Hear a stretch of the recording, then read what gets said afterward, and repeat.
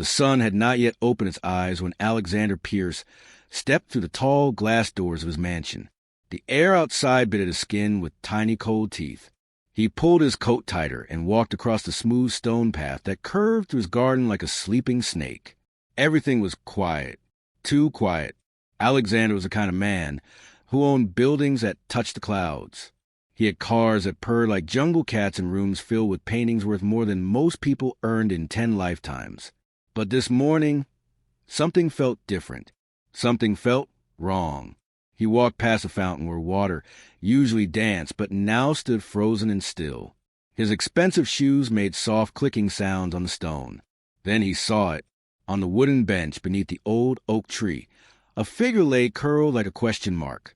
Alexander's heart jumped to his chest like a frightened rabbit. It was Maria, his maid, and in her arms, wrapped in her worn cotton shawl, was his baby daughter, Emma. His feet moved faster now, almost running. Maria! The word came out sharp, like breaking glass. The woman stirred. Her eyes opened slowly, confused, like someone waking from a deep dream. When she saw Alexander standing over her, fear flashed across her face brighter than lightning. She sat up quickly, too quickly. Her body swayed like a tree in strong wind. "Mr. Pierce, I can explain. What are you doing out here?" Alexander's voice was hard, but something in his chest felt soft and strange. "It's freezing. The baby.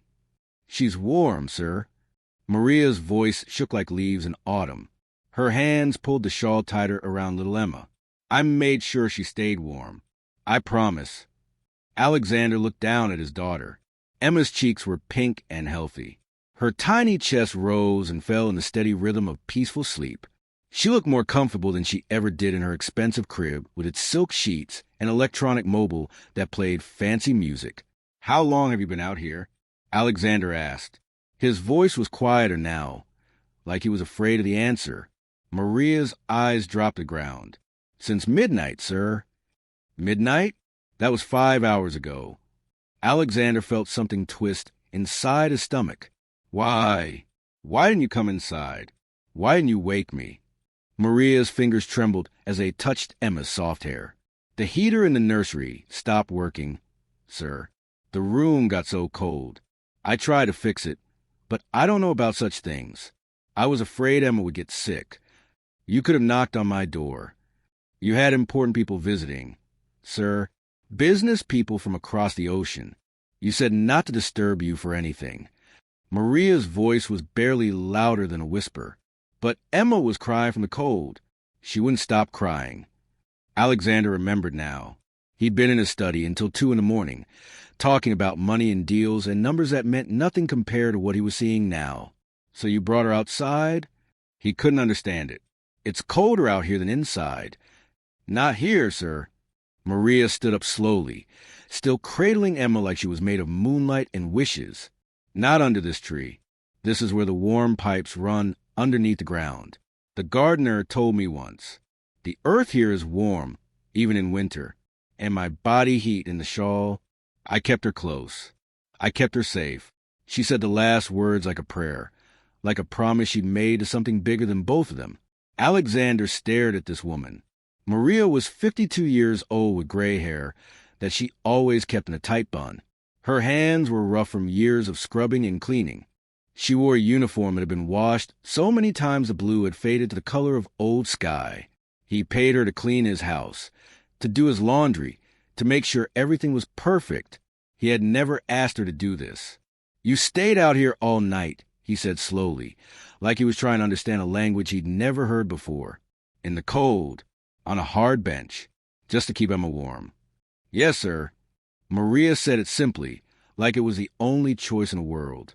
"You could have gotten sick. You could have frozen. But Emma didn't." Maria smiled then, small and soft. "That's what matters." Alexander felt something crack inside his chest, like ice breaking on a frozen lake. He looked at Maria's face and saw things he'd never noticed before.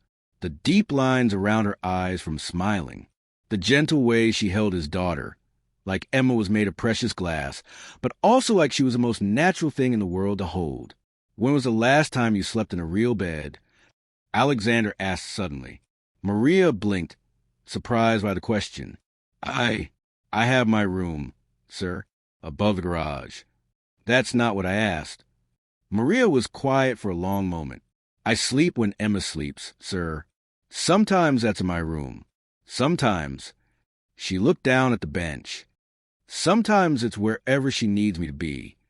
Alexander's throat felt tight, like someone was squeezing it with invisible hands. He thought about his own bed with its $1,000 sheets. He thought about how he'd slept soundly last night while this woman sat on a cold bench, protecting his child with her own body. "Give her to me," he said, reaching out his arms. Fear crossed Maria's face again. "Sir, Please." The word felt strange in his mouth. Alexander Pierce didn't say please very often. "Let me hold my daughter." Maria carefully, so carefully, placed Emma into his arms. The baby stirred slightly, making a small sound like a sleepy kitten, then settled back into dreams. She was so warm, so perfectly warm. Alexander looked at Maria, really looked at her. Her lips had a blue tint. Her whole body shivered, even though she tried to hide it. She'd given all her warmth to Emma, keeping none for herself. "Go inside," Alexander said. "Go to the kitchen. Make yourself hot tea. Eat something. Then go to bed." "But, sir, the house needs." "The house can wait." Alexander's voice was firm, but not angry. "You can't." Maria hesitated, her eyes moving between Alexander and Emma like she couldn't bear to leave the baby. "She'll be safe with me," Alexander said quietly. "I promise." Something in his voice must have convinced her, because Maria nodded slowly. She reached out and touched Emma's cheek one more time, so gentle it was like touching a butterfly wing. Then she turned and walked toward the house, her steps unsteady and tired. Alexander stood there in the garden as the sun finally decided to wake up. Golden light spilled over the trees and turned the frost on the grass into a million tiny diamonds. He looked down at his daughter, then back at the bench where Maria had spent the night. On the wooden seat, he saw the impression where she'd been lying, and there, carefully folded, was an old photograph that must have fallen from her pocket. Alexander picked it up with one hand, keeping Emma secure with the other. The photograph showed a younger Maria, smiling wide and bright. Next to her was a little girl, maybe 5 years old, with dark curls and eyes full of light. They were hugging each other in front of a small house. Alexander turned the photo over. On the back, in faded ink, were 2 words. "My Lucia." Something about those words, about the way they were written with such love and pain, made Alexander's hand shake. Who was Lucia? Where was she now? And why had Maria spent a freezing night protecting his daughter with the same fierce love he saw in this old photograph? Alexander looked toward the house where Maria had disappeared. Suddenly, he realized he knew almost nothing about the woman who'd been working in his home for 3 years. He didn't know where she came from. He didn't know if she had family. He didn't know her story. But he was going to find out, because something had changed in those cold morning hours. Something had cracked open inside him, and he couldn't close it again even if he wanted to.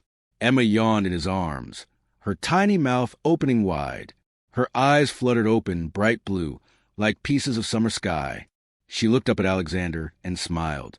When was the last time he'd seen her smile at him like that? When was the last time he'd held her long enough to see her smile at all? Alexander's chest felt heavy with a feeling he couldn't name. It was shame and wonder and gratitude all mixed together like paint colors swirling into something new. He walked slowly back to the mansion, carrying his daughter close. But with every step, one question burned his mind like a candle that wouldn't go out. What kind of pain must Maria have known to love someone else's child this much?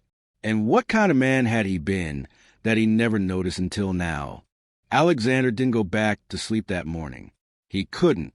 After taking Emma upstairs and finally getting the heater fixed, he stood in his study staring out the window.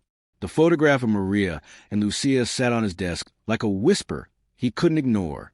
He called his assistant. "Cancel everything today. All my meetings.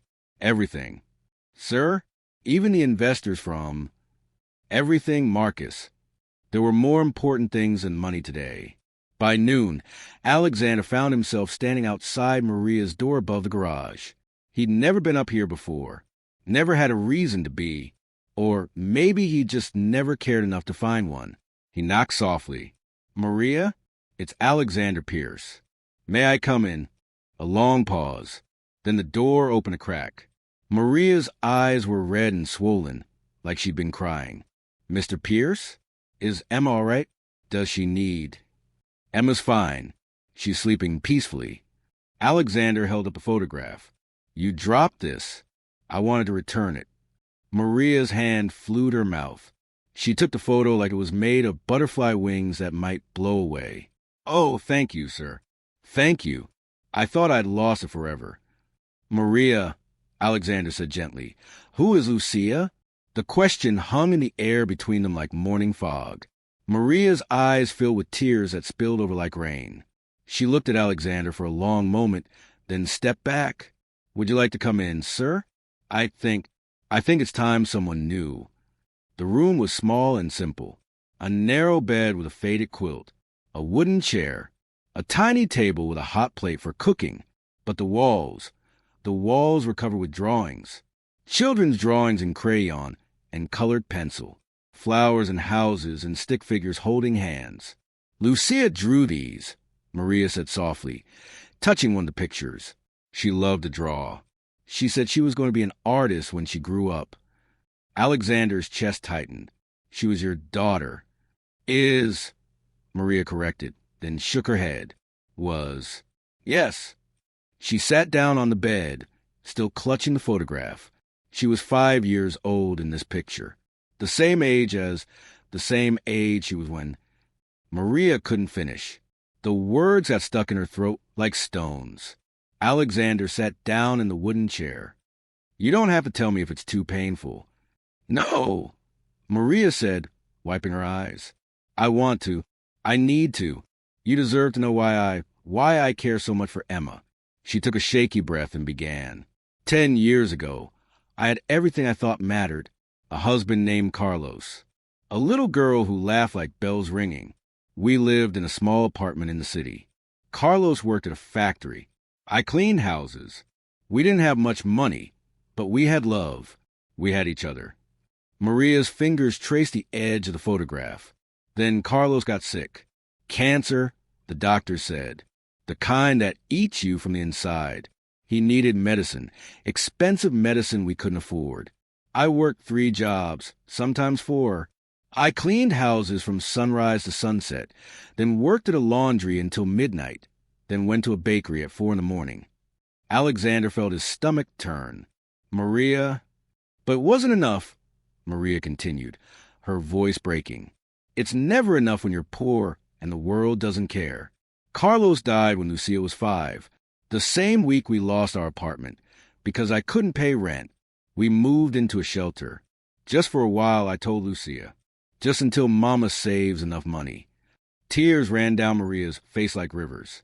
That winter was so cold. The coldest winter I can remember. The shelter was crowded. There wasn't enough heat. Lucia started coughing. Small coughs at first, like a little bird. Then bigger coughs that shook her whole body.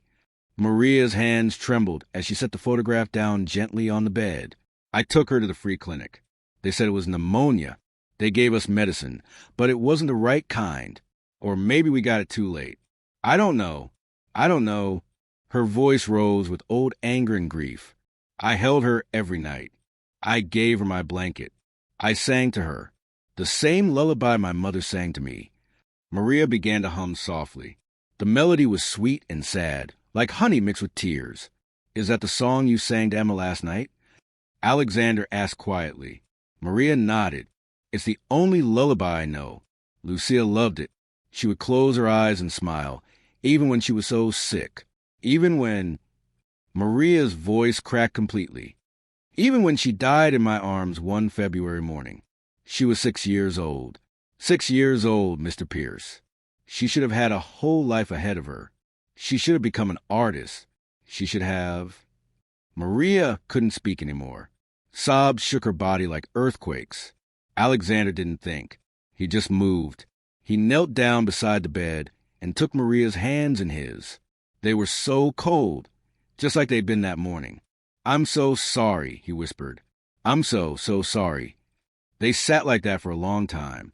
Maria cried years of tears she'd been holding back. Alexander held her hands and felt shame burn through him like fire. This woman had lost everything, and he'd never even asked.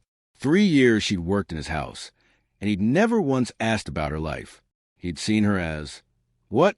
Just hand that cleaned? Just a voice that said, "Yes, sir?" Finally, Maria's tears slowed. She pulled her hands back gently and wiped her face with her sleeve. "After Lucia died, I wanted to die too," she said quietly. "I didn't eat. I didn't sleep. I just walked around the city like a ghost. Then one day I saw a sign. Your housekeeper had quit, and you needed someone new. I didn't care about the job. I didn't care about anything. But I needed money to pay for Lucia's burial. So I came." Maria looked up at Alexander with red, tired eyes. "Then I met Emma. She was just 2 weeks old. So tiny, so precious. And when I first held her," Maria's voice got softer, like she was sharing a secret. "It felt like Lucia was giving me a gift. Like she was saying, 'Mama, it's okay.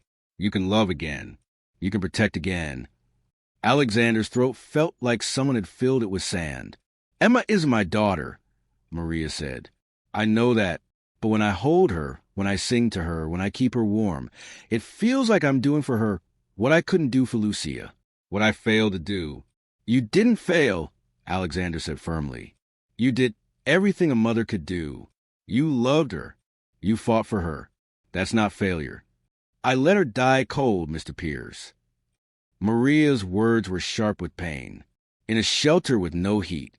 So when that heater broke last night, when Emma's room got so cold, I couldn't let it happen again. I couldn't let another child suffer from cold when I had warmth to give, even if it was just my own body, even if it meant sitting outside all night. I would do it 1,000 nights if that's what it took." Suddenly, everything made sense. The fierce protection, the endless devotion, the way Maria watched Emma like she was guarding the most precious treasure in the world. Because Emma was Maria's second chance. Not to replace Lucia. No one could ever do that. But to pour all that love, all that mother's heart, into keeping another child safe. "Last month," Maria continued, "Emma got sick, just a small fever. But I was so scared. I stayed up 3 nights straight, checking her temperature every hour. Your wife," Maria stopped. Alexander's wife had left 2 years ago, unable to handle the pressure of his work life. She visited Emma once a month, sometimes less. "You were traveling," Maria said carefully, "for business. So I took care of Emma. I sang to her under the stars when the fever wouldn't break. I promised her she would be okay. I promised." Maria's voice dropped to a whisper. "I promised Lucia in heaven that I wouldn't let another child slip away." Alexander felt something break inside him. Really break, like a dam bursting. He thought about all his money, all his power, all his fancy things, and none of it, not one single dollar, could buy what Maria had given his daughter. Pure, selfless, sacrificial love. "The fever broke at dawn," Maria said, a small smile touching her lips. Emma opened her eyes and laughed. Just laughed, like nothing had ever been wrong. And I cried. I cried so hard because I felt like I'd finally done it right. I'd finally saved a child. "You did," Alexander said. His own eyes were wet now. "You saved her, Maria. You've been saving her every day." Maria shook her head. "I'm just a maid, sir. I'm just—" "No." Alexander's voice was strong. "You're not just anything. You're Emma's guardian angel. You're the person who loves her more than anyone in the world. More than—" He couldn't say it, but they both knew it was true. More than her own father had. Alexander had been so busy building his empire that he'd forgotten to build a home. He'd been so focused on making money that he'd missed his daughter's first word, her first laugh, the way she smiled when someone sang to her. But Maria hadn't missed any of it. Maria had been there for everything. "Things are going to change," Alexander said suddenly. "Starting now." Maria looked confused. "Sir," You're not sleeping above the garage anymore. There are 10 bedrooms in the main house. You'll have one, a real one with a real bed and heating that actually works. Mr. Pierce, I couldn't. And you're not just a maid anymore. Alexander stood up, his voice getting stronger with each word. You're part of this family. Your Emma's her. He struggled to find the right word. What was Maria? Not just a nanny, not just a caretaker. Something more, something sacred. Her second mother, Maria, whispered. Yes. Alexander nodded. Exactly that. Maria's eyes widened. But, sir, people will talk. They'll say, I don't care what people say. And for the first time in his life, Alexander really meant it. All I care about is that my daughter has someone who loves her, really loves her, and that someone is you. Maria stood up slowly, like she couldn't quite believe what she was hearing. Are you sure, Mr. Pierce? Alexander pulled something from his pocket. It was a small box. Inside was a simple silver necklace with a heart pendant. My mother gave this to me before she died, Alexander said. She told me to give it to someone who understood what real wealth meant. I never knew what she meant, until today. He held it out to Maria. Real wealth isn't money. It's love. It's sacrifice. It's staying up all night on a cold bench to keep a child warm. That's the richest thing in the world. And you, Maria, are the richest person I've ever met. Maria's hand shook as she took the necklace. Tears fell on the silver heart, making it shine like starlight. Thank you, she whispered. Thank you for letting me love her. No, Alexander said softly. Thank you for teaching me how. Outside, the sun climbed higher in the sky. Emma woke from her nap with a happy giggle. And in that small room above the garage, two broken people began to heal each other with the simple truth that love, real love, was stronger than grief, stronger than loss, stronger than anything money could buy. But neither of them knew that the biggest test was still to come. A test that would prove whether Maria's love could survive not just cold nights and sick days, but the judgment of a world that didn't understand why a billionaire would trust a poor maid with his most precious treasure. That test was just 3 days away. 3 days later, Alexander's mansion buzzed with voices like a beehive full of angry bees. His family had come for dinner. His brother Richard with his perfect wife and perfect children. His sister Charlotte, who wore diamonds that could buy a small country. His business partners who counted money the way other people counted heartbeats. And they all wanted to know the same thing. Why was the maid eating at the table with them? Maria sat next to Emma's high chair, looking like she wanted to disappear into the expensive wallpaper. She wore a simple dress, the nicest one she owned, but next to Charlotte's designer gown, it looked like rags. Alexander, Richard said, cutting his steak with sharp, precise movements. We need to talk about the situation. What situation? Alexander asked, though he knew exactly what his brother meant. The help. Richard nodded toward Maria without looking at her, sitting at the family table, eating with us. It's inappropriate. Charlotte sipped her wine and added, People are talking, Alex. They say you've lost your mind. First you move her into the house. Now this? What's next? Are you going to make her your wife? She said it like a joke, but her eyes were cold and mean. Maria's face turned red as a tomato. She started to stand. Mr. Pierce, perhaps I should. Sit down, Maria. Alexander's voice was calm but firm. You're not going anywhere. Emma squealed happily and reached for Maria. Mama, Mama. The whole table went silent. Did that baby just call the maid Mama? Charlotte's voice could have frozen fire. Yes, Alexander said simply. She did. That's outrageous. Richard slammed his hand on the table, making the fancy dishes jump. Emma has a mother. Your wife. My ex-wife, Alexander corrected, who visits once a month if we're lucky. Who missed Emma's first steps, her first word, her first everything. Maria was there for all of it. Maria is the one Emma calls for in the night. Maria is the one who... He stopped, took a breath. Maria is the one who loves my daughter like she's her own. She's the help, Alexander. Charlotte practically shouted. You pay her to take care of Emma. That's her job. No one paid her sleep on a freezing bench all night to keep Emma warm, Alexander shot back. No amount of money could buy what she's given us. He stood up, and everyone got quiet. When Alexander Pierce stood up, people listened. 3 nights ago, the heater broke in Emma's nursery. I was busy with business meetings. Too busy to notice my daughter was cold. Too busy to hear her crying. His voice got harder, like stone. But Maria noticed. Maria heard. And Maria took Emma outside to the one warm place she knew, and she stayed there all night, protecting my child with her own body. Maria's eyes filled with tears, but she didn't look away. She could have frozen, Alexander continued. She could have gotten deathly sick, but she didn't care. All she cared about was keeping Emma safe. And do you know why? No one answered. Because Maria knows what it means to lose a child. You could hear a pin drop. Everyone stared. Maria had a daughter, Alexander said softly. Her name was Lucia. She died at 6 years old from pneumonia in a freezing shelter because Maria, despite working 4 jobs, couldn't afford proper medicine or a heated home. She died in Maria's arms, cold and sick and way too young. Charlotte's face went pale. Richard looked down at his plate. So when Emma was cold, when Emma needed warmth, Maria did what any mother would do. She gave everything she had, not because I paid her, not because it was her job, but because she has a mother's heart. A heart big enough to love again, even after it's been shattered into a million pieces. Alexander walked over to Maria and put his hand on her shoulder. Maria has given Emma something no money can buy.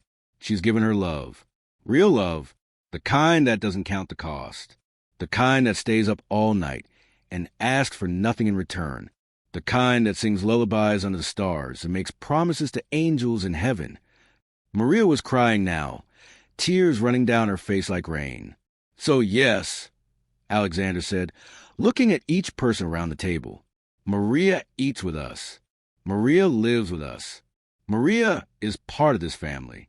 And if you can't accept that, then you know where the door is. The silence was so thick you could cut it with a knife. Then something amazing happened. Emma, who had been listening with her big blue eyes, stood up in her high chair. She was only 18 months old, still wobbly on her feet, but she reached out both arms toward Maria and said, clear as a bell, Mama, my mama. And Maria, who had held back for so long, who had tried to keep her place, who had never dared to want more than she deserved. Maria opened her arms and caught Emma as the little girl practically jumped to her. Emma wrapped her tiny arms around Maria's neck and buried her face in her shoulder. Love, Mama, she whispered. Love you. Maria hugged her back, crying so hard she couldn't speak. Richard cleared his throat. His voice was rough, like he had something stuck in it. I apologize, Maria. I was wrong. I didn't understand. Charlotte wiped her eyes with her expensive napkin. She wouldn't admit she was crying, but everyone could see. Welcome to the family, she said quietly. The dinner continued, but everything felt different. Softer, warmer, more real. After everyone left, Alexander found Maria in Emma's room, watching the baby sleep. The new heater hummed softly, keeping everything perfectly warm. Thank you, Maria whispered, for what you said, for standing up for me. I should have done it years ago, Alexander said. He sat down in the rocking chair next to her. I should have seen you, really seen you, not as the maid, but as Maria, the woman with her own story, her own pain, her own incredible strength. Maria touched the silver necklace at her throat. She wore it every day now, like a badge of honor. Can I tell you something? Alexander asked. Of course, sir. Stop calling me sir. Call me Alexander. Or Alex. We're family now. Maria smiled. That will take some getting used to, Alexander. He smiled back. I've been thinking about Lucia. About what you said. How Emma feels like a gift from her. Yes, Maria said softly, looking down at sleeping Emma. That's exactly what she is. I think Lucia would be proud of you, Alexander said. I think she's looking down from heaven and seeing her mama love another little girl with that same beautiful, fierce, Unstoppable love. And I think she's smiling. Maria closed her eyes, and more tears leaked out. But they were different tears. Healing tears. "Thank you," she whispered. "Thank you for giving me a reason to live again. Thank you for letting me be a mama again. Thank you for saving my daughter," Alexander said. "Thank you for showing me what really matters." The days turned into weeks. The weeks turned into months. And slowly, like spring melting winter, the mansion transformed from a cold palace into a warm home. Maria moved into the bedroom next to Emma's. She decorated it with Lucia's drawings, keeping her first daughter's memory alive, while loving her second daughter with all her heart. Emma learned to walk holding Maria's hands. Her first full sentence was, "Mama Maria loves me." She refused to sleep unless Maria sang her the special lullaby. Alexander spent less time at work and more time at home. He learned to make pancakes on Sunday mornings. He read bedtime stories. He built block towers that Emma would knock down with squeals of laughter. He became a father, a real father, not just a man who provided money. 1 year passed. Then 2. On Emma's 4th birthday, the house filled with children and balloons and cake. Maria wore a new dress that Alexander had bought her. She finally stopped saying no to gifts. The silver necklace shone at her throat. As Maria carried the birthday cake with 4 glowing candles, everyone sang. Emma's face lit up brighter than the candles. "Make a wish, sweet girl," Maria said. Emma closed her eyes tight. Then she opened them and said, "I wish Mama Maria stays forever and ever." "Oh, my darling," Maria said, setting down the cake and hugging Emma close. "I'm not going anywhere. Not ever. Promise?" Emma asked. "Promise." Alexander watched them and felt his heart so full it might burst. He pulled out his phone and took a picture. Emma and Maria, their foreheads touching, smiling like they held all the sunshine in the world between them. Later that night, after the guests left and Emma finally fell asleep, Alexander and Maria sat on the back porch, watching stars appear in the darkening sky. "Do you remember that bench?" Alexander asked, pointing to the old oak tree, "where I found you that morning." "How could I forget?" Maria said, "That was the night that changed everything." "I want to put something there," Alexander said. "A plaque with Lucia's name on it, and words that say, 'In memory of Lucia Maria Santos.' Her love lives on in every child protected, every lullaby sung, every cold night made warm. She taught her mother how to love, and her mother taught us all." Maria couldn't speak. She just nodded, tears streaming down her face. "Is that okay?" Alexander asked gently. "It's perfect," Maria whispered. "It's perfect." They sat in comfortable silence, listening to night birds sing their evening songs. "Alexander," Maria said finally, "Yes. Why did you really do all this? You could have fired me that morning. You could have been angry. But instead, you changed everything. Why?" Alexander thought for a long moment. "Because that morning, when I saw you on that bench with Emma, I saw something I've been missing my whole life. I saw what real wealth looks like. Not money, not power, not things, but love. Sacrificial, selfless, powerful love. The kind that doesn't think about itself. The kind that gives everything and asks for nothing." He turned to look at Maria. "You were rich and I was poor. I just didn't know it yet. You had the one thing that actually matters in this world, and I had nothing but cold marble and empty rooms. So really I should be thanking you. You taught me how to be wealthy. You taught me how to be human." Maria reached over and squeezed his hand. "We saved each other," she said softly. "Yes," Alexander agreed. "We did." 10 years later, at Emma's high school graduation, Maria sat in the front row wearing her nicest dress and the silver necklace that had never left her throat. Her hair was white now, and her hands were more wrinkled, but her smile was as bright as the sun. Emma walked across the stage to get her diploma. When they called her name, they said, "Emma Pierce, daughter of Alexander Pierce and Maria Santos Pierce." Maria's last name, made official years ago when Alexander had legally adopted Maria as family, not as a wife. Their love was different than that. But a sister as co-parent, as the other half of what made their family whole. Emma took her diploma and ran down to the audience. She hugged Alexander first. "Thanks, Dad," she said. Then she ran to Maria and hugged her even tighter. "Thank you, Mama Maria, for everything, for every lullaby, for every cold night you kept me warm, for choosing to love me even when your heart was broken. I love you so much." Maria held her tight, crying happy tears. "You were my second chance," she whispered. "You healed my broken heart. You gave me a reason to sing again." That night, Alexander stood in his study, the same study where he'd once cared more about business deals than his own daughter. He opened his laptop and began to type. He was writing his will, updating it one final time. And at the very top, he wrote, "To whoever reads this, I, Alexander Pierce, am known as a billionaire. But I want you to know that I was once the poorest man in the world. I had money, but I had no love. I had a mansion, but I had no home. I had a daughter, but I didn't know how to be a father. Then one cold morning, I found a woman named Maria sleeping on a bench, keeping my baby warm with nothing but her own body and a worn shawl. That woman had lost everything, her husband, her daughter, her home. But she had the one thing I lacked, a heart that knew how to love. She saved my daughter's life that night. But more than that, she saved mine. Maria taught me that true wealth isn't measured in dollars. It's measured in lullabies sung under the stars, in nights spent awake, watching over the ones you love, in the willingness to give everything, even when you have nothing left.